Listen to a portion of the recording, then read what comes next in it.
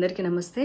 నిద్ర లేవగానే బోలెడన్ని మిస్ కాల్స్ అనమాట. వాట్సాప్ ఓపెన్ చేయగానే ఆయన ఎవరో ఒక పెద్ద మనిషి, వయసు అయిపోయిన ఆయన నా గురించి చాలా పచ్చి పచ్చి బూతులు మాట్లాడుతూ కనిపించారు. ఆయన సంస్కారవంతమైనటువంటి భాషకి నా మనస్ఫూర్తిగా ధన్యవాదాలు. నా మీద కేసు కూడా ఫైల్ చేశారట, మరి నాకైతే తెలీదు. ఒకవేళ మహిళల సంరక్షణ గురించి నేను మాట్లాడడమే నేరంగా భారతదేశంలో పరిగణించబడితే అలాంటివి మరికొన్ని 10 కాదు 100 వీడియోలు చేయడానికి నేను సిద్ధంగా ఉన్నాను. నా మీద 100 కేసులు ఎవరైనా పెట్టుకోవాలి అనుకుంటే దయచేసి పెట్టుకోవచ్చు. నాకు ఎలాంటి అబ్జెక్షను లేదు. మహిళల మానం, మహిళల ప్రాణం మహిళలకే ఇంపార్టెంట్ కానప్పుడు నేను దాని మీద స్పందించడానికి పదే సిద్ధంగా ఉన్నాను. 1000 కేసులు పెట్టినా నేనైతే వెనక్కి తగ్గేదే లేదు అన్నట్లుగా ఉంటాను. ఆయన పెద్ద మనిషి మాట్లాడిన భాష చాలా చాలా గొప్పగా ఉంది. వాళ్ళ తాడిపత్రి మహిళలు పతివ్రతలు, పక్క ఊర్లో ఉన్న వాళ్ళందరూ పతితలు అని మాట్లాడిన ఆయన గొప్ప భాషకి, గొప్ప సంస్కారానికి, అలాగే తాడిపత్రిలో ఉండే ప్రతి పతివ్రతకి, వారిని సమర్థిస్తున్నటువంటి ప్రతి పురుషుడికి కూడా మనస్ఫూర్తిగా ధన్యవాదాలు. కాకపోతే ఆ ఊరి మహిళలకు కానీ ఆ ఊరి పురుషులకు కానీ పాపం వాళ్ళు ఏం అనలేదు నన్ను. ఈయన చెప్పారనమాట, మా ఊరి మహిళలు అని చెప్పేసి. మరి నేను కూడా మహిళే కదా, నేనేమన్నా ఒక్క బూతు మాట మాట్లాడడం జరిగిందా? పోనీ ఆ పెద్ద మనిషి పేరైనా తీయడం జరిగిందా? అసలు ఆయన ఎవరో కూడా నాకు తెలియదు. ఇప్పుడు నేను తెల్లారి చూసే వరకు కూడా ఆడేదో జేసీ పార్క్ అన్నానా, జేసీ పార్క్ ఆయన కట్టించుకున్నదన్న సంగతి కూడా నాకేం తెలుసు. మరి ఏమీ తెలియకుండా ఎలా మాట్లాడతాం మా ఊరి చరిత్ర అని అంటున్నారు. తాడిపత్రే కాదు, ప్రతి ఊరికి ఓ గొప్ప చరిత్ర ఉంటుంది. తాడిపత్రి గొప్ప చరిత్ర అన్నది హిస్టరీకి సంబంధించింది అయితే, గాంజా, సిగరెట్టు, మందు, డ్రగ్స్ అన్నవి నేర చరిత్రలకు సంబంధించినవి. కాబట్టి నేరానికి ఊరి యొక్క చరిత్రలకు సంబంధం ఉండదు. అలాగే తాడిపత్రి నుంచి ఎంతమంది ఇన్ఫ్లుయెన్సర్స్ ఇన్స్టాగ్రామ్లో ఉన్నారు. Instagram influencers are nothing but cinema actors. వాళ్ళు కూడా, వాళ్ళకి ఎంత క్రేజ్ ఉందో వీళ్ళకి కూడా అంతే క్రేజ్ ఉంది ఇప్పుడు సమాజంలో.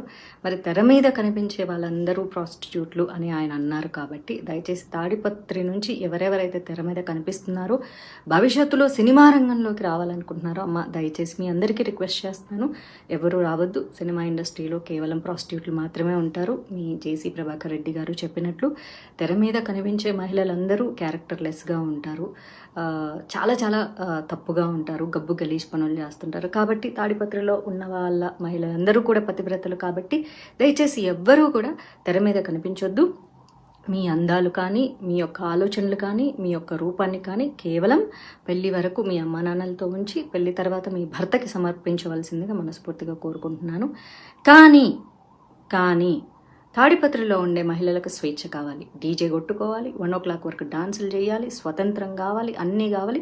ఏదైనా సరే ఆ ఊర్లోనే జరగాలి. కాబట్టి ఆ ఊరి వరకే ఉంచుకోండి. దయచేసి ఎవరెవరైతే భవిష్యత్తులో తాడిపత్రి నుంచి సినిమా ఇండస్ట్రీలోకి రావాలనుకుంటున్నారో, ఐఎమ్ రిపీటింగ్, భవిష్యత్తులో ఎవరెవరైతే అమ్మాయిల సినిమా రంగంలోకి రావాలనుకుంటున్నారో, ఇన్స్టాగ్రామ్ ఇన్ఫ్లుయెన్సర్గా ఉండాలి అనుకుంటున్నారో, లేకపోతే సీరియల్ యాక్టర్లు అవ్వాలనుకుంటున్నారో, మోడలింగ్ అవ్వాలనుకుంటున్నారో, దయచేసి రావద్దమ్మా. సినిమా ఇండస్ట్రీలో ఉండేవాళ్ళు ప్రాస్టిట్యూట్స్.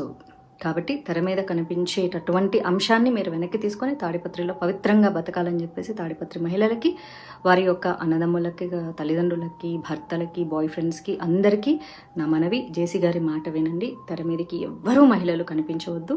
మీరు ఏ పార్టీలు చేసుకున్నా, ఏ డీజేలు కొట్టుకున్నా, ఏ అర్ధరాత్రి వరకు ఎగిరినా, ఏ స్వతంత్రాన్ని అయినా సరే తాడిపత్రిలో మాత్రమే చేసుకోండి. మీరు ఎప్పటికీ పతివ్రతల్లాగా ఉండాలని. బయట ఊర్లలో ఉండేవాళ్ళు ఎవరు పతివ్రతలు కాదు, పతితలు అని చెప్పేసి, అందులోనూ సినిమా ఇండస్ట్రీలో ఉండేవాళ్ళు ప్రాస్టిట్యూట్లు. కాబట్టి నేను సినిమా ఇండస్ట్రీలో ఉన్నానే, ఆయన అలాంటి పదజాలాన్ని ఉపయోగించారు. చాలా సంతోషం పెద్ద మనిషి గారు, చాలా చాలా సంతోషం అండి. అయితే జేసీ అస్మిత్ రెడ్డి గారు తాడిపత్రి ఎమ్మెల్యే అంట. ఆయన గురించి నేను బాగా విన్నాను. Is very youngster, very nice person, చాలా పొలైట్గా మాట్లాడతారట. కాకపోతే సొంత తండ్రి అంత దారుణంగా మాట్లాడుతుంటే ఆయన కూడా ఖండించలేని పరిస్థితులు ఉండింటారు. కాకపోతే మీకు కూడా సినిమా ఇండస్ట్రీలతో చాలా మంచి సంబంధాలు ఉన్నాయి. అస్మిత్ రెడ్డి గారి వాళ్ళ బ్రదర్కి అయితే సినిమా ఇండస్ట్రీతో చాలా మంచి సాన్నిహిత్యాలు ఉన్నాయి. కాబట్టి మీకు కూడా బయట మీ తండ్రి గారు మాట్లాడినటువంటి భాష మీరు మాట్లాడరు అని కూడా నేను వినడం జరిగింది.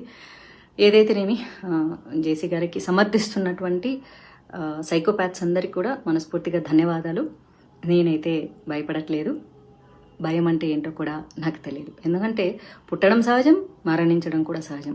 మధ్యలో జరిగేవన్నీ మన కర్మల్ని బేస్ చేసుకుని ఉంటాయి. కాబట్టి నన్ను మీరు కిడ్నాప్ చేయాలనుకుంటే చేసుకోవచ్చు, లేకపోతే మీరు చెప్పినటువంటిది ఏదైనా మర్డర్ చేస్తారంటే కూడా చేసుకోవచ్చు. ఎందుకంటే నా తలరాతలో ఏం రాసి ఉంటే అది జరుగుతుంది తప్ప నా తలరాతలో రాయింది ఏది జరగదు. ఒక కృష్ణ ప్రేమికురాలుగా చెప్తున్నాను, నేను రాజ్యాంగబద్ధంగా చాలా చక్కగా మాట్లాడాను. మహిళల స్వేచ్ఛ గురించి, స్వతంత్రం గురించి, సేఫ్టీ గురించి మళ్ళీ మళ్ళీ మాట్లాడుతూనే ఉంటాను. జేసీ ప్రభాకర్ రెడ్డి గారు అయితే చాలా చక్కగా మహిళలకు స్వేచ్ఛ కావాలి, స్వతంత్రం కావాలి, మహిళలు ఇంట్లో కూర్చోకూడదు అని చెప్పి ఒక మహిళనైనా నన్ను అమ్మ నా బూతులు తిట్టడం జరిగింది. పాముకి 2 నాలుకలు ఉంటాయి, మనిషికి ఒళ్ళంతా విషం ఉంటుంది. ఆ విషముతో కూడినటువంటి పాము నాలుకలా మాట్లాడినటువంటి మీ యొక్క వయసుకి కూడా నాకు మర్యాద ఇవ్వాలని ఉన్నా సరే మీ భాషకి మర్యాద ఇవ్వలేక, ఇక ఎలాగూ వయసు అయిపోయింది కాబట్టి మిమ్మల్ని అనుసరించి మీరు మాట్లాడేవి చేదు మాటలు నచ్చే ఎంతోమంది సైకోపాత్స్లు ఉంటారు. కాబట్టి మీ అందరికీ నా పాదాభివందనాలు. మీ యొక్క గొప్ప సంస్కారానికి నేనైతే తలదించేది లేదు. మాధవిలత పసుపులేటి. కర్మ will be back. I stay with good karma. You are going in a wrong way.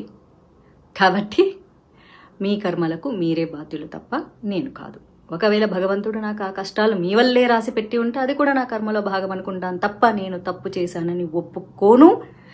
రాజ్యాంగబద్ధంగా చాలా సక్రమంగా మాట్లాడాను. మీరు రాజ్యాంగాన్ని తప్పి నీతి తక్కువ మాటలు మాట్లాడారు కాబట్టి మీ యొక్క కుసంస్కారానికి ఈ వయసులో మీరు సిగ్గుపడాలి.